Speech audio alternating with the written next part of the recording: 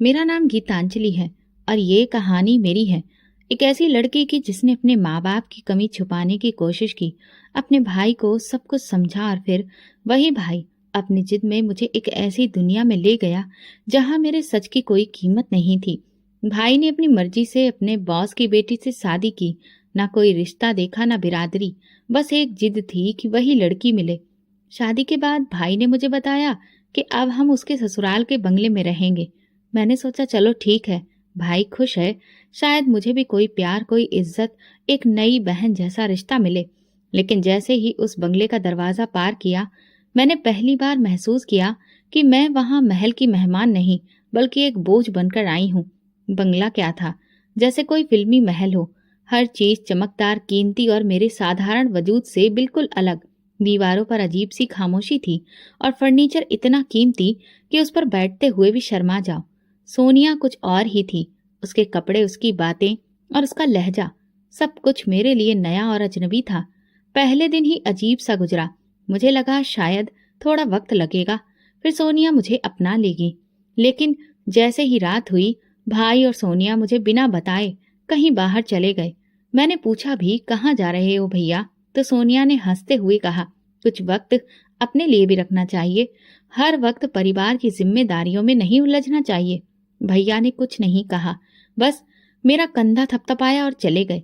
मैं पूरे बंगले में अकेली रह गई। वही बंगला जो बाहर से किसी सपने जैसा लगता था, अब मुझे भूत बंगला महसूस होने लगा। मुझे अपने पुराने घर की याद आई, छोटा सा लेकिन रोशनी और अपनेपन से भरा। अगली सुबह जब वे दोनों वापस आए, मेरी आंखें तब भी जागी हुई थीं। मैंने भैया से कहा, मुझे यहाँ डर लगता है, क्या हम अपने पुराने घर वापस चलें? सोनिया ने तुरंत बीच में पड़कर कहा, ये लड़की हमारी जिंदगी में जहर घोलने आई है, इसने अभी से ही अपनी नौटंकी शुरू कर दी है। भैया ने मेरी तरफ देखा और मैं उनकी आंखों में वो प्यार न देख सकी जो पहले होता था। उन्होंने कहा, गीतांजलि, नए माहौल को थोड़ा वक्त दो, तुम्हें आदत हो जाएगी। घर के कामकाज शुरू करो, तुम्हारा दिल लगने लगेगा। मैं चुप हो गई। किसी ने मेरे जज्बात नहीं समझे। सोनिया हर वक्त अपनी चीजों के बारे में बात करती थी, ब्रांड, पार्टी, महंगी घड़ियां, गाड़ियां। मेरे सादे से कपड़े, मेरी खामोशी, सब कुछ उसके लिए बर्दाश्त करना मुश्किल था। एक दिन उसने कहा, गीतांजलि, तुम्हारे कपड़े कितने सस्ते लगते हैं, बाजार से कुछ नया ले आती हूँ, लेकिन तुम पर वो भी जचेंगे नहीं। मैं चुप रही, क्योंकि मुझे एहसास हो गया था उससे कुछ भी कहने का कोई मतलब नहीं था, कुछ बदलने वाला नहीं था। मैं हर दिन कोशिश करती कि अपने भाई के पास रहूं, उसे अपनापन याद दिलाऊं, लेकिन वो हर दिन थोड़ा थोड़ा सोनिया का होता जा रहा था। एक दिन जब वे दोनों कहीं बाहर गए और मैं किचन में कुछ काम कर रही थी, तो मुझे महसूस हुआ कि ये महल सिर्फ दीवारों से भरा है, यहाँ कोई मेरे आंसू नहीं देखता, न सुनता है। मैंने वो रात भी अकेली गुजारी, दीवारों से बातें करते हुए, दिल को तसल्ली देते हुए। शायद अब मेरी असली परीक्षा शुरू हो चुकी थी। मेरी जिंदगी के दिन एक जैसे गुजरने लगे थे, लेकिन उस शाम कुछ अलग था। मैं लॉन में कपड़े सुखा रही थी जब सोनिया फोन पर किसी से जोर जोर से बात कर रही थी। उसकी आवाज पूरे माहौल में गूंज रही थी, अनामिका आ रही है आज शाम, और मैं चाहती हूँ कि सब कुछ परफेक्ट हो, किसी नौकरानी की जरूरत नहीं, ये लड़की काफी है। मेरे हाथों में कपड़े थे, लेकिन दिल एक बार फिर से बोझिल हो गया। अनामिका शायद वही अमीर सहेली थी जिसकी चर्चा वो अक्सर करती थी। मुझे अंदाजा था कि आज फिर मैं मजबूर बनूंगी, कोई कोना पकड़ूंगी और खामोश बैठ जाऊंगी। शाम होते ही सोनिया ने गार्ड को भी छुट्टी दे दी। मैं हैरान थी, इतने बड़े बंगले में जहां दरो दीवार तक सोने जैसे चमकते हों, वहां सुरक्षा करने वाला भी ना हो। लेकिन सोनिया ने हंसते हुए कहा, आज की शाम खास है, अपने लोगों के साथ रहने में सुकून होता है। भैया तभी ऑफिस से घर आए। मैंने कुछ कहने की हिम्मत की, लेकिन वो इतनी जल्दी में थे जैसे सिर्फ सोनिया की मौजूदगी ही उनके लिए जरूरी हो। और फिर वे दोनों तैयार होकर निकले। सोनिया जाते जाते बोली, दरवाजा बंद कर लेना और किसी से बात ना करना। सोनिया की कोई सहेली नहीं आई, बल्कि वो तो खुद ही कहीं चली गई। दरवाजा बंद हुआ तो पूरा बंगला जैसे सांस रोक गया। मैं किचन में गई, बर्तन समेटे और फिर आंगन में आकर बैठ गई। आसमान पर हल्की हल्की बदलियां थीं। हवा में अजीब सी खामोशी थी, जैसे हर चीज मुझे घूर रही हो। रात के तकरीबन 9 बजे होंगे कि अचानक बिजली चली गई। एक लम्हे में पूरा बंगला अंधेरे में डूब गया। मैं चौंक कर उठी, दिल जोर जोर से धड़कने लगा। हाथों में टॉर्च नहीं थी। मोमबत्ती खोजने लगी, लेकिन हाथ दीवारों से टकराकर लौट आए। अंधेरे में सिर्फ अपनी सांसों की आवाज सुनाई दे रही थी। अचानक एक हल्की सी आवाज आई, शायद हवा से कोई दरवाजा खुला था। मैं एकदम पीछे हटी, दिल जैसे अजीब सा हो गया। मैंने दरवाजे की कुंडी जांची, वो बंद थी, लेकिन अंधेरा मुझे कैद कर चुका था। हर तरफ सन्नाटा और सनसनी, मोबाइल भी बंद, सिग्नल नहीं। मैंने खुद से कहा, बस गीतांजलि, हिम्मत रखो, कुछ नहीं होगा, भगवान तुम्हारे साथ है। लेकिन दिल मानने को तैयार नहीं था। कमरे के कोने में सिमट कर मैं बैठ गई, हाथों को आपस में जकड़ लिया, आंखें बंद की और माँ का चेहरा याद आया। उनकी गोद की खुशबू, वो नरम एहसास और वो लोरियां जो मुझे सुला दिया करती थीं, आज वो सब कितना दूर हो गया था। अगर वो होती तो शायद मैं इस तरह अकेली न होती। करीब 10:30 बजे दूर गेट की आवाज आई। मैं चौंकी, लेकिन हिलने की हिम्मत ना हुई। दरवाजा खुला, रोशनी आई। भैया और सोनिया वापस आ चुके थे। रोशनी के साथ ही जैसे मेरी सांस ठीक हुई। भैया ने मुझे कमरे के कोने में सिमटे हुए देखा और हैरानी से पूछा, ये क्या हालत है तुम्हारी? मैं कुछ न बोली। सोनिया ने हंसकर कहा, अंधेरे से डर गई, तुम्हारा बचपन अभी गया नहीं। मैं उनकी बातों पर कुछ ना कह सकी, बस आंखों में आंसू आ गए। भैया ने मुझे देखा, कुछ लम्हों को रुके, लेकिन फिर सोनिया की तरफ देख कर बोले, गीतांजलि, लाइट चली जाया करे तो छोटे मोटे कामों में खुद को व्यस्त रखा करो, दिमाग इधर उधर नहीं भटकेगा। मुझे लगा जैसे उनके लिए मेरा डर भी बेमतलब है, जैसे मेरी कोई हस्ती नहीं, कोई मायने ही नहीं। मैं खामोशी से अपने कमरे में गई, दरवाजा बंद किया और बिस्तर पर लेट गई। छत को घूरते हुए दिल में एक बात पक्की हो गई, ये बंगला, ये शान और शौकत, ये चमकदार जिंदगी मेरे लिए नहीं है। यहाँ सिर्फ खामोशियां ही मेरा साथ देंगी और मुझे खुद ही अपने आप को सहारा देना होगा। अगली सुबह आंख खुली तो सूरज की किरणें पर्दे से छनकर कमरे में आ रही थी, लेकिन अंदर का अंधेरा वैसा का वैसा था। कल रात सोनिया ने बताया था कि यूपीएस का सिस्टम खराब है, जल्दी ही ठीक करवा लेंगी, फिर लाइट जाने पर दिक्कत नहीं होगी। खैर, मैं चुपचाप तैयार हुई, नाश्ता बनाया और इंतजार किया कि कब भैया और सोनिया आएंगे। शायद आज वे मुझसे कुछ नरम सी बात करें। जब वे दोनों नीचे आए, मैंने हिम्मत करके कहा, भैया, मैं वापस अपने घर जाना चाहती हूँ, यहाँ का माहौल मेरे लिए नहीं है। मेरी आवाज धीमी थी, लेकिन दिल से निकली थी। सोनिया ने तुरंत बीच में पड़कर कहा, आंखों में वही तंज, वही जहर। ये लड़की रोज कोई न कोई नया ड्रामा क्यों करती है? कभी अंधेरे से डरती है, कभी माहौल से तंग आ जाती है। मेरे होंठ सिल गए। मैंने भैया की तरफ देखा, शायद वे मेरे लिए कुछ कहें, लेकिन उन्होंने नजरें चुरा ली। सोनिया ने बात जारी रखी, मेरे और तुम्हारे रिश्ते के बीच एक दीवार है, और वो दीवार तुम्हारी ही बहन है। ये अगर यहाँ रही तो हम कभी खुश नहीं रह पाएंगे। भैया ने एक लंबी सांस ली, फिर धीरे से मेरी तरफ देखकर बोले, गीतांजलि, तुम बचपन से मेरे साथ रही हो, लेकिन अब तुम्हें खुद को बदलना होगा। वक्त के साथ चलना सीखो। सोनिया ठीक कहती है, कामों में व्यस्त रहोगी तो दिल भी लगेगा और शिकायत भी नहीं करोगी। मेरे अंदर कुछ टूट गया। उसी दिन शाम को सोनिया ने मुझे किचन के काम सौंप दिए। आज बिरयानी बनानी है, अच्छी सी, मेरे पापा आ रहे हैं, और हाँ, प्लेटें चमकनी चाहिए जैसे होटल में होती हैं। मैं बिना कुछ कहे काम संभाल लिया। हाथ चल रहे थे, दिल कहीं और था। रात को जब सोनिया के पापा आए, मैं खुद को कमरे तक ही समेट कर रखे हुए थी। बाहर खूब ठहाके लग रहे थे और मैं अपने कमरे में सिमटती जा रही थी। उस रात जब मैं बिस्तर पर लेटी तो नींद आंखों से गायब थी। दिल ने यही तय किया कि मैं खामोश रहूंगी, चुपचाप रहूंगी, लेकिन अपनी पहचान नहीं भूलूंगी, क्योंकि मैं बोझ नहीं, भाई की जिम्मेदारी थी जिसे उसने खुद से काट दिया। उस दिन के बाद मैंने खुद को कमरे तक ही सीमित कर लिया। किचन सफाई और छोटे मोटे काम, बस यही मेरी दुनिया रह गई। कभी कभार भाई सामने आता तो आंखों में एक लम्हे के लिए नरमी दिखती, लेकिन फौरन सोनिया की आवाज उस नरमी को रौंद देती। मैं जान चुकी थी कि अब मेरे रिश्ते, मेरा प्यार, मेरे शब्द सब बेमानी हो चुके हैं। उस सुबह सोनिया तैयार हो रही थी। कमरे में कीमती खुशबू बिखर चुकी थी, महंगी ज्वेलरी और कपड़ों का ढेर। मैं दरवाजे से हटकर दीवार से लगी खड़ी थी कि उसकी आवाज गूंजी, गीतांजलि, ड्राइंग रूम की धूल साफ कर दो, मेरी सहेलियां आ रही हैं, और हाँ, तुम सामने मत आना, तुम्हारी शक्ल देखकर उनका मूड खराब ना हो जाए। मैं धीरे से झाड़ू उठाई और अंदर चली गई। कमरा सजा हुआ था, कीमती पर्दे, महंगी कुर्सियां, शीशे की मेज। मैंने कपड़े से हर चीज झाड़नी शुरू की। दिल में बस एक ही प्रार्थना थी कि बस आज कोई और बेइज्जती ना हो।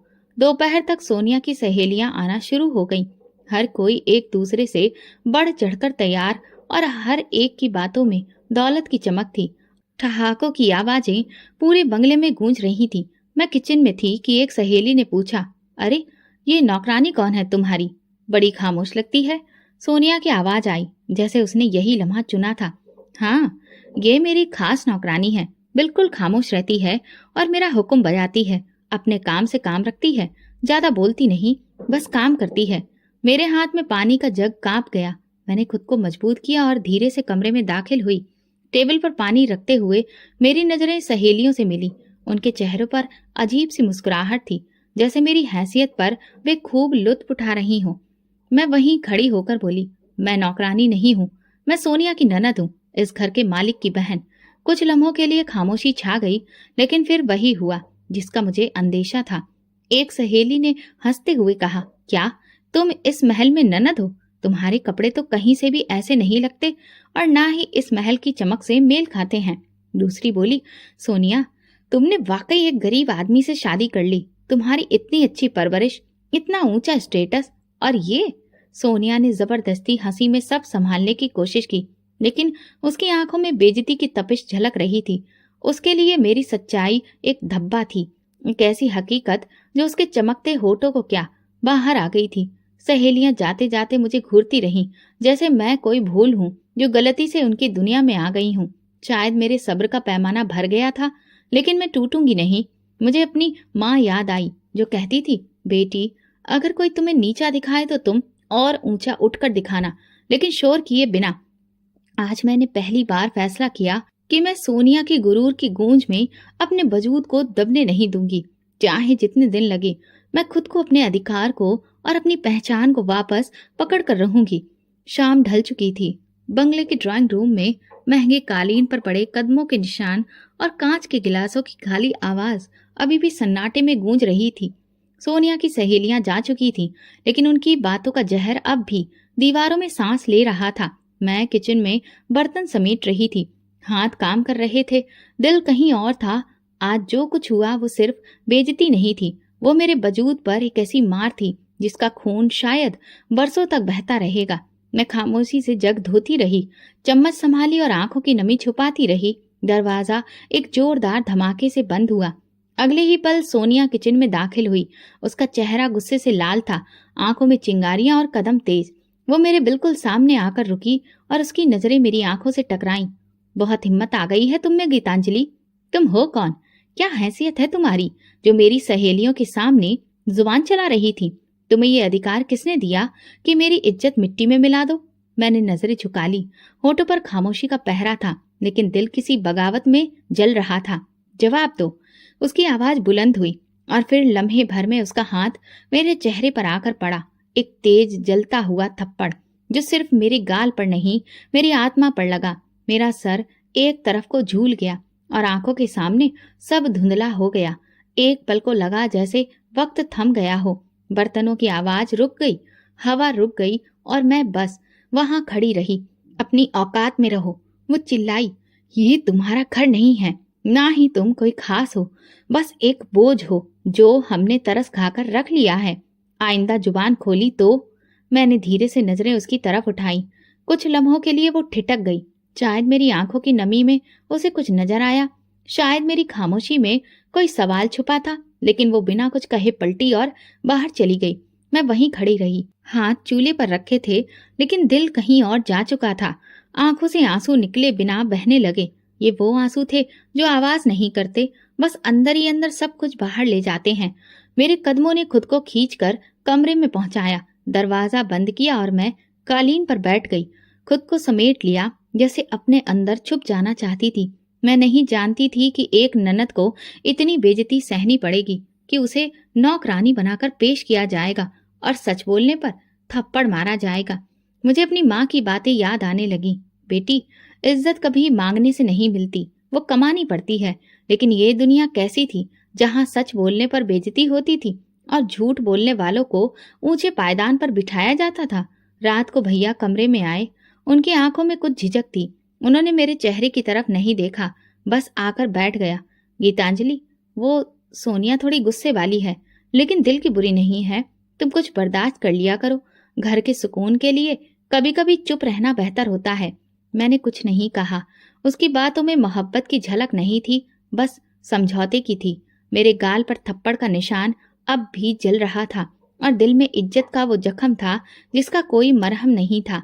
मगर मैं जानती थी ये आखिरी थप्पड़ नहीं था, आगे और इम्तिहान बाकी थे।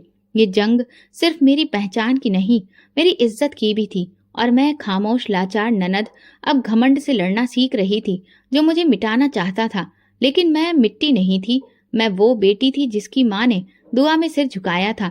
और जब किसी माँ की दुआ किसी बेटी की सुरक्षा के लिए होती है, तो दुनिया की कोई ताकत उसे झुका नहीं सकती।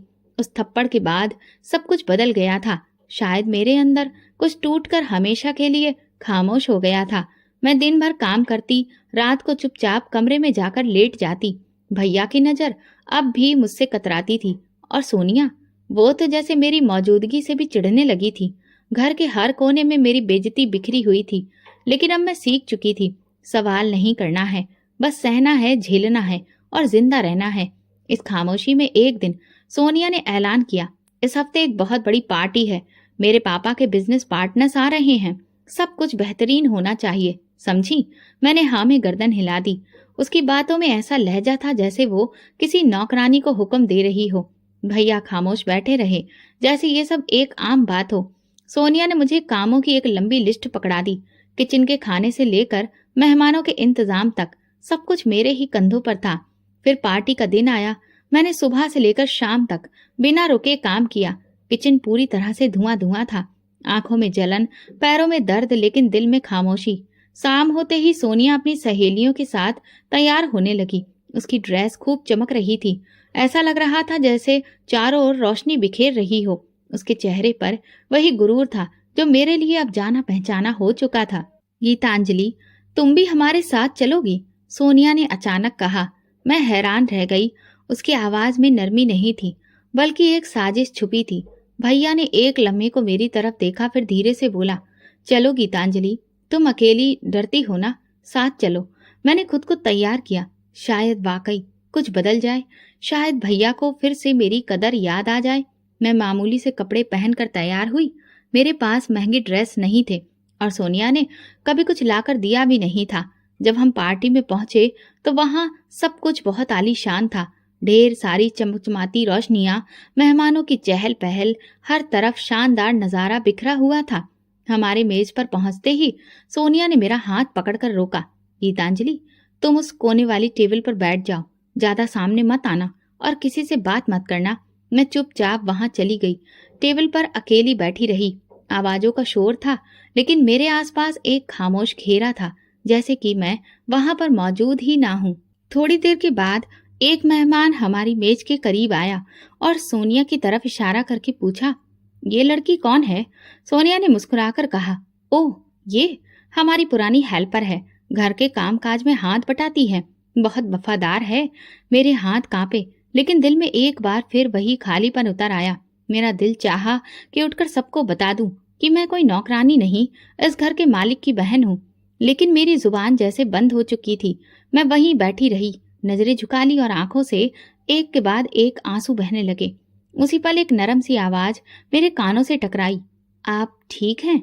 मैंने सिर उठाकर देखा तो एक नौजवान मेरे सामने खड़ा था। लंबा कद, संजीदा चेहरा और आंखों में वो नमी जो ना जाने कितनी मुद्दतों से मुझे किसी की आंखों में देखने को नहीं मिली थी। मैंने हाँ में सिर हिलाया। उसने कुर्सी खींचकर मेरे सामने बैठते हुए कहा, मेरा नाम सिद्धार्थ अरोड़ा है। आप बहुत उदास लग रही हैं, क्या मैं कुछ मदद कर सकता हूँ? मैंने सिर झुका लिया। मेरे आंसू रुकने का नाम नहीं ले रहे थे। दिल चाहता था सब बता दूं, लेकिन जुबान साथ नहीं दे रही थी। मैं बस उठी और उसकी तरफ देखे बिना एक और खाली कमरे की तरफ चली गई। सिद्धार्थ वहीं बैठा रहा, शायद हैरान था या कुछ समझने की कोशिश कर रहा था। मेरे दिल में उसकी मौजूदगी एक नए सवाल की तरह हो गई थी, जैसे बरसों से बंद दरवाजे पर किसी ने धीरे से दस्तक दी हो। लेकिन मैं जानती थी जिंदगी मुझे आसानी से खुशी नहीं देगी। वापसी पर सोनिया के चेहरे पर किसी जीत के जैसी मुस्कुराहट थी, जैसे उसने कोई बहुत कामयाब खेल खेला हो। भैया ने मेरी तरफ देखा। शायद उन्होंने कुछ महसूस किया, शायद वो कुछ कहना चाह रहे थे, लेकिन वही पुरानी खामोशी, वही बेबसी भरी निगाहें। रात को बिस्तर पर लेटी तो सिद्धार्थ का चेहरा बार बार नजरों के सामने आ रहा था। उसकी वो नरम आवाज, वो सवाल, उसका मेरे सामने बैठ जाना, ये सब कुछ मेरे लिए नया था। मैं नहीं जानती थी कि वो कौन है, कहाँ से आया है या उसकी नीयत क्या थी, लेकिन दिल के किसी कोने में एक उम्मीद ने जन्म लिया था। क्या ये उम्मीद मेरा नया इम्तिहान बनेगी, अंधेरे में कोई रोशनी बनेगी? ये तो अब वक्त ही बता सकता था, लेकिन इतना जरूर जानती थी कि उसके एक लम्हे ने मेरे जख्मों पर एक मरहम सा लगाया था, और ये मेरे लिए किसी दुआ से कम नहीं था। सिद्धार्थ की नजर ने जो सवाल मेरे दिल में पैदा किया था, वो अगले कई दिनों तक मेरी खामोशी में घुसता रहा। उसे एक मुलाकात ने जैसे मेरे अंदर कुछ अजीब सा पैदा कर दिया था। 2 दिन बाद सोनिया किसी से कॉल पर बात कर रही थी। उसकी आवाज तेज थी और उसके शब्द मुझे कांच की तरह चुभ रहे थे। जी सिद्धार्थ, वो गीतांजलि? अरे वो तो दरअसल शादीशुदा है, उसका पति दूसरे शहर में रहता है। बस उनके बीच में कुछ मैटर है, इसीलिए वो यहाँ पर है। मैं किचन में काम करते हुए जैसे पत्थर की हो गई। मेरे हाथों में बर्तन थे, लेकिन दिल में जैसे कोई तेज दर्द उठा। सोनिया ने झूठ बोला था, बिना पलक झपकाए, बिना किसी सोच समझ के। मेरी सच्चाई, मेरे अंदर के अनमोल एहसास को उसने पल भर में मिट्टी में मिला दिया था। मेरे अंदर कुछ चीखा, लेकिन जुबान पर खामोशी ने ताला लगा रखा था। मैं जानती थी, अगर मैं सिद्धार्थ के सामने कुछ बोलने गई तो सोनिया उसे भी मेरे खिलाफ कर देगी, क्योंकि वो तो शब्दों के खेल में बहुत माहिर है और मैं सिर्फ सच्चाई की कैदी। उसी दिन मैंने भैया से बात करने की ठानी। वो ड्राइंग रूम में बैठे थे, चेहरे पर वही थकान, जैसे जिंदगी के असली रंग उनकी नजरों से गायब हो चुके हों। भैया, मुझे आगे पढ़ना है, मैं अधूरी हूँ, मेरी पढ़ाई पूरी नहीं है, अगर आप मेरा एडमिशन करवा दें। उन्होंने मेरी तरफ देखा, कुछ कहना चाहा, मगर सोनिया की आवाज पीछे से आई। पढ़ाई? इस उम्र में और यहाँ रहकर? पहले घर के काम सीख लो, फिर सपने देखना। भैया चुप रहे। मेरी रिक्वेस्ट, मेरी इच्छा बस एक बात में ही कुचल दी गई। सोनिया ने कहा, अभी मेरे पैरों में दर्द हो रहा है गीतांजलि, जरा तेल ले आओ और मेरे पैर दबाओ। मैंने कुछ नहीं कहा। तेल की शीशी लाई और उसके कदमों में बैठ गई। मेरी उंगलियां उसके पैरों पर चल रही थी और दिल में जैसे एक तेज खंजर चुभ रहा था। मैं पढ़ना चाहती थी, कुछ बनना चाहती थी, लेकिन मेरी किस्मत में सिर्फ सेवा करना रह गया था। जब उसके पांव दबाने से मैं फ्री हुई तो उसने सर दर्द का बहाना बनाया। सर पर तेल लगा दो, कल बहुत काम किया था। मेरे हाथ उसके बालों में तेल लगा रहे थे, लेकिन मेरी आंखें छत पर एक बेजान इंसान की तरह टिकी थीं। मैं सोच रही थी कि अगर माँ जिंदा होती तो क्या वो मेरे हाथों को यूं झुकने देती?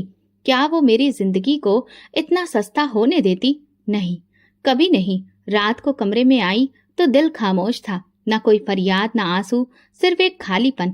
सोनिया की हर चाल मुझे एक बंद कमरे में धकेल रही थी, जहाँ न कोई दर्द था, न खिड़की, न उम्मीद। कई दिन बाद जब मैं आंगन में कपड़े सुखा रही थी, दरवाजे पर किसी गाड़ी के रुकने की आवाज आई। मैं पीछे मुड़ी तो सिद्धार्थ अरोड़ा खड़ा था। उसकी नजर मेरी तरफ थी, लेकिन उसके चेहरे पर वो नरमी नहीं थी जो पहली बार मैंने देखी थी। हेलो, उसने धीरे से कहा। मैंने सिर झुकाकर जवाब दिया, लेकिन नजरें नहीं उठाई। सोनिया कह रही थी, खैर, यह आपकी जिंदगी का मामला है, इसलिए मैं ज्यादा कुछ नहीं कहूंगा। बस इतना पूछूंगा कि अगर कभी बात करना चाहे तो मैं सुनने के लिए मौजूद हूँ। मेरे दिल में हलचल हुई, लेकिन मैं चुप रही। उसकी नजरें कुछ देर मेरे चेहरे पर टिकी रहीं, फिर वो पलट गया। मैं उसके कदमों की आवाज सुन रही थी और दिल में सोच रही थी, उसने यकीन कर लिया। इसका मतलब सोनिया जीत गई। वो हमेशा जीत जाती है। उसी रात सोनिया ने मुझे झाड़ू थमाई और कहा, कमरे साफ करो, मेहमान आएंगे कल। और हाँ, अगर कोई पढ़ाई का सपना फिर देखा ना तो याद रखना, तुम्हारा यहाँ रहना भी मुश्किल हो जाएगा। मैंने कुछ नहीं कहा, झाड़ू पकड़ ली। आज मेरी बातों का वजन नहीं था, ना ही मेरी इच्छाओं की कोई कद्र, लेकिन अंदर ही अंदर एक तूफान उठ रहा था। सब्र की वो गहराई जहाँ कुछ सांसें दम तोड़ देती हैं और कुछ नई ताकत बन जाती हैं। मैं वही नंद थी जिसे नौकरानी बनाया जा रहा था, जिसके सिर पर झूठ का पर्दा डाल दिया गया था। लेकिन मेरा सच एक दिन बोलेगा, क्योंकि जो दिल भगवान के पास हो उसका सब्र जवाब नहीं देता। शाम के उस सुनहरे बंगले की दीवार पर अंधेरा गहराता जा रहा था और मेरी दुनिया की कालिख कुछ और बढ़ गई थी। सिद्धार्थ की खामोश नजरों का बोझ अभी तक मेरे दिल पर मौजूद था। उसने कुछ नहीं कहा, लेकिन उसकी खामोशी में भी एक फैसला छुपा था। वो सोनिया की बात मान चुका था। मेरे सच को एक बार फिर झूठ की चादर में लपेट दिया गया और मैं एक बार फिर से हार गई थी। उसी रात मैं डिनर टेबल लगाने में व्यस्त थी। भैया ऑफिस से देर से आए थे और सोनिया हमेशा की तरह बनने संवरने में लगी हुई थी। मैंने खाना लगाया, फिर खुद भी एक प्लेट निकालकर खामोशी से एक तरफ बैठ गई। कमरे में खामोशी थी, लेकिन सोनिया की आंखों में गुरूर की चमक तैर रही थी। मैंने निवाला मुंह में रखा ही था कि सोनिया उठकर मेरे पास आई। उसने मेरी प्लेट जोर से मेरे सामने से खींची और उसे जमीन पर रख दिया। तुम्हारी औकात टेबल पर बैठकर खाने की नहीं है गीतांजलि।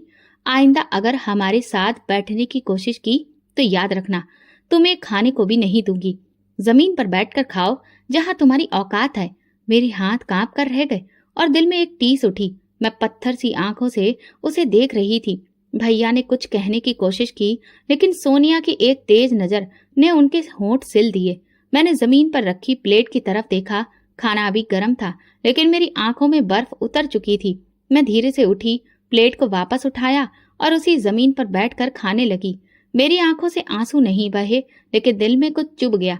सोनिया ने गहरी नजर डालकर तंजिया लहजे में कहा, देखा, अब ये सीख रही है अपनी हैसियत में रहना। मैंने निवाला मुंह में डाला और पहली बार मेरी जुबान से एक बात निकली जो कि नरमी में लिपटी थी, लेकिन उसमें बिजली की तेजी थी। भगवान से डरो सोनिया, ये दुनिया हमेशा की नहीं। जो गुरूर तुम अपने लहजे में लेकर चलती हो, एक दिन वही तुम्हें मिट्टी में मिला देगा। तुम्हें तुम्हारी दौलत का बड़ा घमंड है ना, लेकिन जिस भगवान ने तुम्हें यहाँ तक पहुंचाया है वो एक पल में सब कुछ वापस ले सकता है। कमरे में एकदम खामोशी छा गई। भैया ने चौंक कर मेरी तरफ देखा। सोनिया के चेहरे पर पल भर के लिए हैरानी आई, लेकिन वो तुरंत हंसकर बोली, अच्छा तो तुम मुझे नसीहत दोगी? ये दौलत, ये बंगला, ये शान और शौकत, ये सब मेरे खून में है। मेरे बाप भी अमीर थे, मेरे दादा भी, और मेरी आने वाली नस्ल भी। तुम्हारी सस्ती बातों से मुझे कोई फर्क नहीं पड़ता। तुम बस अपनी जुबान बंद रखो और काम करती रहो। मैं खामोशी से जमीन पर बैठी प्लेट खत्म करती रही। अब खाने का जायका महसूस नहीं हो रहा था। हारने वाला मेरे अंदर जहर भर रहा था, लेकिन दिल में एक गहरी थकान थी। साथ में एक अजीब सी तसल्ली भी थी। मैं जानती थी कि जो कुछ मैंने कहा वो मेरे दिल की गवाही थी और वो गवाही जरूर सुनी जाएगी। उस रात जब कमरे में आई तो कमरे की हवा बदली बदली सी लगी। महसूस हुआ सोनिया की आवाज अब भी बाहर से आ रही थी। कभी फोन पर बात करते करते वो हंसती, लेकिन मेरे अंदर एक अजीब सी खामोशी थी। मैं चुपचाप बैठकर अपने भगवान को याद करने लगी। अगर मैं गलत हूँ तो मुझे सजा देना, लेकिन अगर मैं सही हूँ तो फिर मेरा सच दुनिया के हर झूठ से बुलंद कर देना। मुझे पता ही नहीं चला कि कब मेरी आंख लग गई और मैं नींद में भी प्रार्थना करती रही। दिल के किसी कोने में एक हल्की सी रोशनी जाग गई थी, जैसे कोई अदृश्य हाथ मेरे माथे को छू रहा था। अंदर ही अंदर एक यकीन बढ़ रहा था कि घमंड जब हद से ज्यादा बढ़ता है तो इंसाफ खुद ब खुद दरवाजा खटखटाने आता है, और मैं उसके दरवाजा खुलने का इंतजार कर रही थी। अगली सुबह वही खामोश दीवारें, वही चेहरे, वही मेरे वजूद को नजरअंदाज करने की आदत। सोनिया के अंदाज में अब नरमी तो दूर की बात, इशारों में भी जहर शामिल होता जा रहा था। उसके शब्दों में नफरत भरी थी, जैसे कि वो अपमानित हो कि मैं पूरी तरह उसकी मर्जी की गुलाम नहीं हूँ, और उसने मेरे सब्र को मेरी कमजोरी समझ लिया था। उसी दिन सुबह के वक्त सोनिया अपनी माँ के घर से लौटी। उसके साथ एक नन्हा सा कुत्ता था, सफेद रंग का, जिसकी गर्दन में नीले रंग का रिबन बना था और आंखों में वही गुरूर था जो उसकी मालकिन की नजरों में देखा जा सकता था। ये ब्राउनी है, मेरा बच्चा, सोनिया ने सबको बताया। अब ये भी इसी घर का हिस्सा है और जो इस घर में रहेगा उसको मेरे ब्राउनी की देखभाल करना सीखना होगा। भैया ने बिना कुछ कहे सिर हिला दिया। मैं चुप खड़ी रही, कुत्ते को देखती रही। जब वो सोफे पर चढ़कर मेरी तरफ घूरने लगा तो जैसे मुझे लगा कि वो जान गया है कि मैं इस घर में सबसे कमतर हूँ। शाम को जब सब खाने के मेज पर बैठे, मैं हमेशा की तरह अलग कोने में जमीन पर बैठी अपनी थाली में निवाला बना रही थी कि सोनिया की नजरें बार बार मुझ पर थी। उसके चेहरे पर एक अजीब सी चमक थी, जैसे वो कुछ सोच रही हो। अचानक उसने सीटी बजाई और ब्राउनी को आवाज दी, आओ बेटा, जरा हमारी गीतांजलि की मोहब्बत भी चख लो। मैंने चौंक कर उसे देखा। ब्राउनी मेरे पास आया। उसने मेरी प्लेट की तरफ मुंह बढ़ाया। मैं पीछे हटाना चाहती थी, लेकिन सोनिया ने हाथ के इशारे से उसे बढ़ने दिया। कुत्ता प्लेट के करीब आया और एक झटके में उसने मेरे निवाले को खाना शुरू कर दिया। मेरी आंखों के सामने अंधेरा छा गया। मैं एक पल को खुद को संभालने की कोशिश करने लगी, लेकिन दिल जैसे किसी ने निचोड़ दिया हो। वो प्लेट जिसमें मेरी इज्जत थी, जहां मेरे भगवान की दी हुई रोटी थी, उसे इस कुत्ते के झपट जाने से गंदा कर दिया गया था और मैं बस तमाशा बनकर रह गई थी। सोनिया ने ठहाका लगाया, मेरे ब्राउनी का झूठा खा लो, शायद तुम्हारे अंदर थोड़ा कायदा आ जाए। देखो ना, ये भी मेरे टुकड़ों पर पलता है और मेरे कदमों में बैठकर अपनी दुम हिला पाता है। तुम भी इसकी तरह एहसान मानना सीखो। मेरे हाथ कांपने लगे। मैंने प्लेट एक तरफ सरकाई और धीरे से कहा, ये तुमने अच्छा नहीं किया। क्या बोली? उसकी आवाज बुलंद हो गई। अब तुझे मेरे कुत्ते से भी तकलीफ है? तू इस घर में रहती हो, खाती हो और जुबान चलाती हो। मैंने आंखें बंद की। दिल में एक भारी तूफान लिए खामोश थी।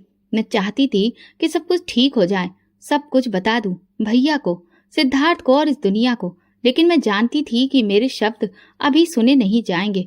मुझे अभी सब्र करना था, क्योंकि कुछ इम्तिहान अभी पूरे नहीं हुए थे। मैं उठी और प्लेट वहीं छोड़ दी।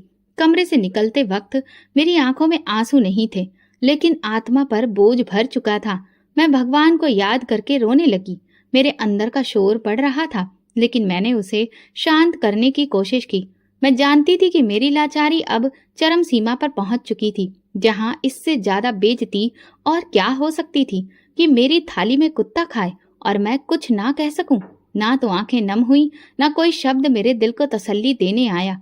कुत्ते के झूठे निवाले ने मेरी इंसानियत को ऐसा कुचला था, जैसे कोई राह चलते पत्थर को ठोकर मारकर आगे बढ़ जाए।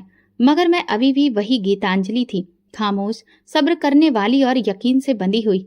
अगली सुबह रोजाना के मुकाबले और भी ज्यादा मैं खामोश थी। मैं नाश्ते की तैयारी कर चुकी थी। सोनिया अपने कमरे से निकली तो उसके हाथ में महंगे ब्रांड के जूते थे और उसके चेहरे पर वही सुकून, वही शक्ति जो मेरी दुनिया हिलाने के लिए तैयार थी। वो ड्राइंग रूम में आई और मुझे सामने बुलाकर खड़े होकर जूते जमीन पर रख दिए।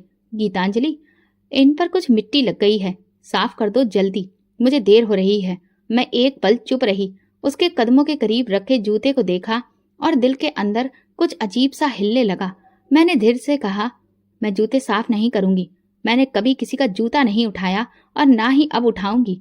मैं यहाँ नौकर नहीं हूँ सोनिया। शायद पहली बार मेरे अंदर की खुददारी झलकी। सोनिया के चेहरे पर पल भर के लिए हैरानी थी, लेकिन वो फौरन दब गई। उसके नाजुक हाथों में गुस्सा था। उसने एक कदम आगे बढ़ाया। क्या कहा? तुम मुझे इनकार कर रही हो? उसने दांत पीसते हुए कहा। तुम जैसे लोग जिन्हें मैं अपने कदमों तले बिठा दूं, वो जुबान चला रहे हैं। तुम्हें खाने को दे रही हूँ, रहने को जगह दे रही हूँ, और तुम मेरी इज्जत के सामने इनकार कर रही हो। मैंने उसकी बात खामोशी से सुनी, आंखें नीचे किए, लेकिन दिल में एक अजीब सी लहर उठी। मेरी खामोशी उसके घमंड को जलाने लगी थी। मैं मुफ्त की रोटियां नहीं तोड़ती सोनिया, मैं काम करती हूँ, इज्जत से जीती हूँ। तुमने अगर मुझे यहाँ रखा है तो मजबूरी में नहीं, मेरे भाई की बहन होने के नाते। मैं तुम्हारे कदमों की जूती नहीं हूँ। मेरी बात अभी पूरी भी नहीं हुई थी कि उसने एक झटके से अपनी जूती उठाई और मेरे पेट पर जोर की ठोकर मारी। मैं पीछे लड़खड़ाई, जमीन पर गिर पड़ी। कमर के नीचे फर्श की चोट ने एक लम्हे को सांस रोक दी। तुम्हारी इतनी औकात कि मेरे सामने जुबान चलाओ? उसने गुस्से से कहा। तुम अब मेरे पैरों की जूती भी नहीं रही। तुम तो वो मिट्टी हो जो मैं रोज अपने कदमों से रौंदती हूँ। तो अब तुम्हें अपनी औकात याद दिलानी पड़ेगी। मेरी सांसें उखड़ गईं, लेकिन मैं खामोश रही। दिल से एक आह निकलने वाली थी, लेकिन मैंने उसे अंदर ही रोक लिया। आंखों में आंसू नहीं थे, सिर्फ एक खामोश आग सुलग रही थी। भाई आंगन में आ चुका था। उसने हमें देखा, लेकिन मुंह से कुछ भी कहने की हिम्मत नहीं हुई। उसकी आंखें किसी बुझी हुई रोशनी की तरह झुकी थी और वो बस पलट गया। उसे देखकर एक बार फिर मुझे यकीन हो गया कि मेरे साथ कोई नहीं खड़ा है सिवाय मेरे भगवान के। मैं धीरे से उठी, फर्श से खुद को सहारा दिया और सीधे जाकर कमरे में बंद हो गई। पीछे सोनिया की आवाज आ रही थी। इस ठोकर से याद रखो इस दिन को गीतांजलि। अब अगर कभी आंख दिखाई तो बाहर निकाल दूंगी। दरवाजा बंद करके मैं कमरे के अंधेरे में बैठ गई। न कोई शिकवा न कोई फरियाद, पूरे शरीर में दर्द था और दिल में बस एक ही सवाल, आखिर भगवान कब मेरे लिए अदालत का दरवाजा खुलेगा, कब ये जुल्म रुकेंगे। अब मैं हर पल इंसाफ के लम्हे गिन रही थी। हर सांस, हर जख्म, हर आंसू मेरा इंतजार कर रहा था, क्योंकि मेरा यकीन अब पक्का हो चुका था कि जो जमीन पर गिराया जाए उसे आसमान से उठाने वाला मौजूद होता है। मैं अच्छे से जानती थी कि जूते और ठोकरें इंसान को नहीं, वक्त को बदलती हैं, और अब वक्त बदलने वाला था। अगली सुबह मौसम काफी ठंडा था। आसमान पर हल्के हल्के बादल छाए थे। सोनिया के अंदाज में जैसे कोई नया तूफान छू गया था। उसकी आंखों में कुछ और ही तमाशा करने की चमक थी। मैं सब महसूस कर रही थी, लेकिन फिर भी चुपचाप अपने काम में लगी रही। यही मेरी आदत बन चुकी थी, खामोशी से मेहनत करना। अचानक मुझे लगा जैसे किसी ने मेरे गले में कोई फंदा डाल दिया हो। जैसे ही मैं पलटी, देखा तो सोनिया मेरे पीछे खड़ी थी और उसके हाथ में चमड़े का एक पट्टा था, वही जो वो अक्सर ब्राउनी अपने पालतू कुत्ते के लिए लाती थी। वो मेरे गले में पट्टा डालने की कोशिश कर रही थी। नहीं, वहां पर भैया नहीं थे, न कोई और जो ये तमाशा देखकर कुछ कह सके। दीवारें बस इस जुल्म की गवाह बनी बैठी थी। बोलो गीतांजलि, आज मेरी बात काट कर दिखाओ, वरना ये पट्टा तेरे गले से कभी नहीं निकलेगा। उसकी आवाज अब दहाड़ में बदल चुकी थी। मेरी आंखों से आंसू बहने लगे। जुबान बंद थी, गला सूख गया था, लेकिन दिल अंदर ही अंदर चिल्ला रहा था। मैं इंसान थी, मगर मेरे साथ जानवर के जैसा सुलूक किया जा रहा था। सोनिया ने मुझे उस लम्हे में मेरी तमाम हदों से गिरा दिया था। बेइज्जती की वो आखिरी सीढ़ी थी जिस पर मैं खड़ी थी, और नीचे सिर्फ अंधेरा था। मैं कल से पट्टा हटाने की कोशिश करती रही, मगर वो मजबूती से बंधा था। सोनिया ने ठहाका लगाया। अब समझी अपनी जगह।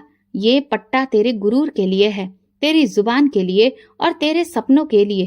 तेरी यही औकात है गीतांजलि। मैं वहीं जमीन पर गिरी पड़ी रही। गला फाड़ कर नहीं चिल्लाई, बल्कि अंदर ही अंदर टूट कर मेरी सिसकियां निकलने लगी। कोई नहीं था उन्हें सुनने वाला।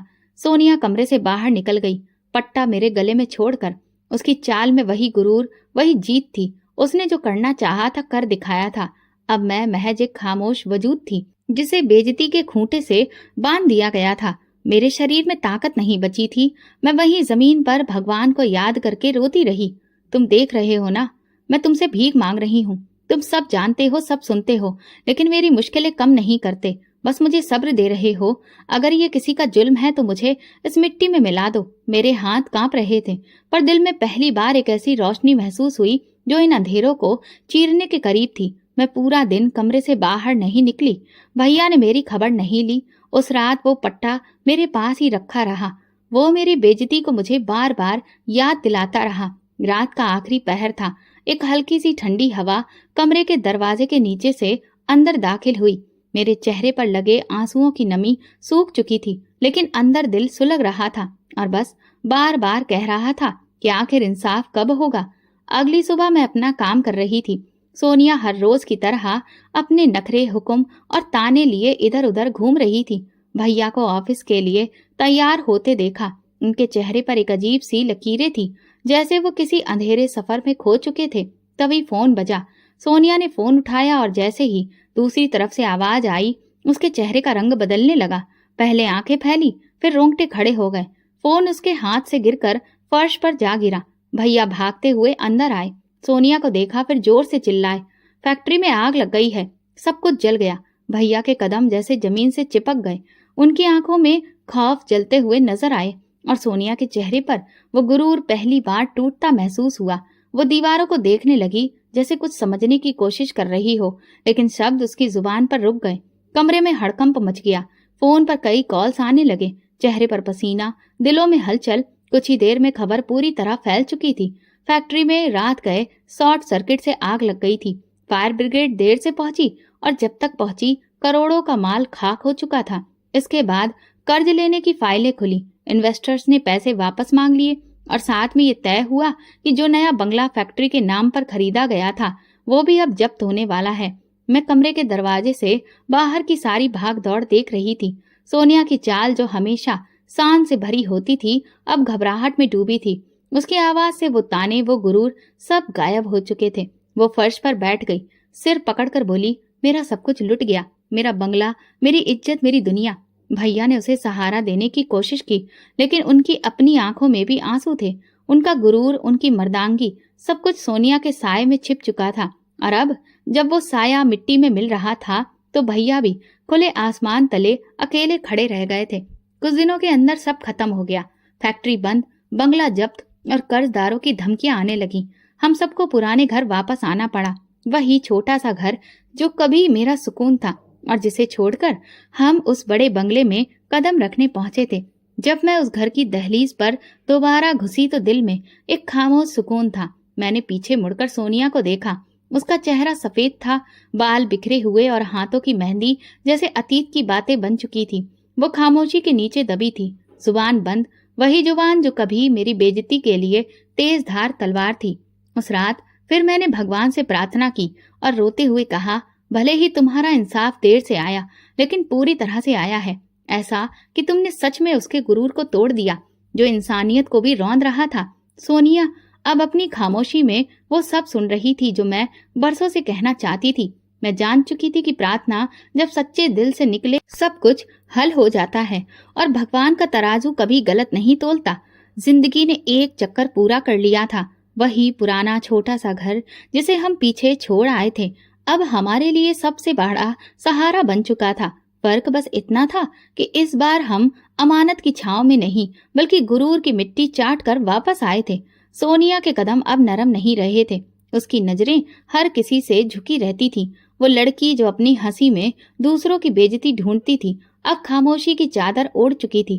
भैया ने फिर से पुरानी नौकरी शुरू कर दी, वही पुरानी तनख्वाह, लेकिन इस बार उनके चेहरे पर सुकून का एक साया था, जैसे अब वो उस वक्त को समझ पाए थे जो उन्होंने अपनी बहन को रौंद कर कमाया था। भैया सुबह ऑफिस जाते वक्त मुझे एक नजर देखते, कुछ कहने की कोशिश करते, लेकिन शायद शर्मिंदगी ने उनकी जुबान पर ताला लगा दिया था। घर में खामोशी थी, मगर सुकून था। मेरे लिए कोई हुक्म नहीं था, कोई ताना नहीं, कोई जूता नहीं और कोई पट्टा नहीं। सिर्फ छोटा सा किचन, कुछ बर्तन और मेरी तन्हाई, जो अब मेरी आजादी बन चुकी थी। मैं अपने भगवान का शुक्रिया अदा करती और दिल में एक सुकून आ गया था। एक दिन दरवाजे पर दस्तक हुई। दरवाजा खुला तो सामने सिद्धार्थ खड़ा था। उसकी आंखों में वही नरमी थी जो कभी पहली बार मैंने देखी थी, लेकिन इस बार उसमें यकीन भी झलक रहा था। उसके हाथ में एक लिफाफा था। उसने धीरे से मेरी तरफ बढ़ाकर कहा, मुझे सब सच पता चल चुका है गीतांजलि। सोनिया का झूठ, तुम्हारी खामोशी, तुम्हारा सब्र, सब कुछ। मुझे अफसोस है कि मैं तुम्हारे सच को पहचान नहीं सका, मगर अब मैं देर नहीं करना चाहता। लिफाफे में मेरे लिए रिश्ता था, एक ऐसा रिश्ता जो इज्जत के साथ, बराबरी के साथ और सच्चाई पर टिका था। मेरी आंखें कुछ लम्हों के लिए धुंधला गईं, जैसे बरसों का दुख जो रिश्ते की तलाश में भटकता रहा अब थम चुका हो। शाम को जब भैया आए तो मैंने उन्हें लिफाफा दिखाया। उन्होंने सिर्फ धीरे से कहा, गीतांजलि मुझे माफ कर दो, मैं तुम्हें अकेला छोड़ गया उस वक्त जब तुम्हें सबसे ज्यादा मेरी जरूरत थी। मैंने उनसे धीरे से कहा, मैंने तुम पर कभी इल्जाम नहीं लगाया भैया, मैं तो बस भगवान से ही इंसाफ मांगती रही। फिर हमारी शादी सादगी से हुई, शोर शराबे से नहीं। सिद्धार्थ ने मुझे वो इज्जत दी जो कभी शब्दों में भी समेटी नहीं जा सकती। उसकी माँ ने मुझे अपनी बेटी जैसा बनाया और उनके घर में पहली बार मुझे ये महसूस हुआ कि मैं भी कोई वैल्यू रखती हूँ, कि मेरी बात का भी कोई मोल है, मेरे वजूद की भी कदर है। जिंदगी एक नया रंग ले चुकी थी। मैं अब सिर्फ गीतांजलि नहीं थी, मैं वो औरत थी जो वक्त की ठोकरें खाकर मजबूत हुई थी, जिसने बेइज्जती के अंधेरे में रहकर रोशनी का रास्ता खुद तलाश किया था। एक रोज मैं अपनी नई जिंदगी के आंगन में बैठी प्रार्थना कर रही थी कि दरवाजे पर किसी की आहट हुई। बाहर निकली तो सोनिया खड़ी थी। उसके कपड़े बिल्कुल सादे सिंपल थे, आंखें बुझी हुई और हाथ कांप रहे थे। गीतांजलि, उसकी आवाज टूटी हुई थी, मैं बस ये देखने आई थी कि तुम खुश हो। मैंने उसकी तरफ देखा, चुपचाप। दिल में कुछ टूटा नहीं, कुछ जला नहीं, बस एक ठंडी सांस आई। मैंने धीरे से कहा, हाँ बहुत खुश हूँ, क्योंकि मेरे भगवान ने देर की लेकिन अंधेर नहीं किया। जब कोई अपने भगवान के सामने सर झुकाता है तो दुनिया वालों का गुरूर खुद ही झुक जाता है। सोनिया की आंखों से आंसू बहने लगे। वो पलटकर चली गई और मैं दरवाजे पर खड़ी उसकी धीमी चाल को देखती रही। ये कहानी खत्म नहीं हुई थी। मैं अब एक निशान बन चुकी थी, उन औरतों के लिए जो जुल्म सहकर भी जुबान बंद रखती हैं, उन लोगों के लिए जो सच को दबाने की कोशिश करते हैं, उन दुआओं के लिए जो बंद कमरों में मांगी जाती हैं, और इंसाफ के लिए जो एक आवाज बनकर आसमानों से उतरती है। मैं गीतांजलि हूँ और ये मेरी सच्ची कहानी है। दोस्तों, अगर आपको हमारी कहानी पसंद आई हो तो प्लीज कमेंट करके जरूर बताइए और इस वीडियो को ज्यादा से ज्यादा लाइक और शेयर जरूर करिए। अगर आप चैनल पर नए हैं तो सब्सक्राइब करें और नोटिफिकेशन बेल दबाएं ताकि अगली अपडेट सबसे पहले आपको मिले। धन्यवाद।